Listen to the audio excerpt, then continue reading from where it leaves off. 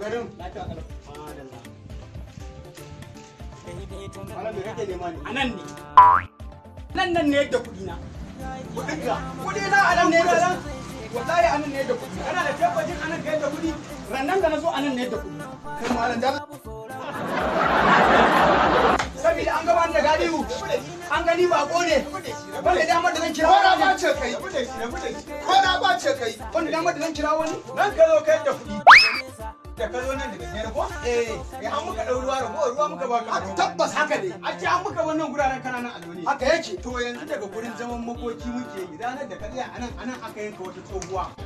Aka sace wani jariri wata mata ta zo mutu aka sace jaririnta. Waccan mai shayin da yake bamu, lado mai shayi da yake bamu shayi ba shi.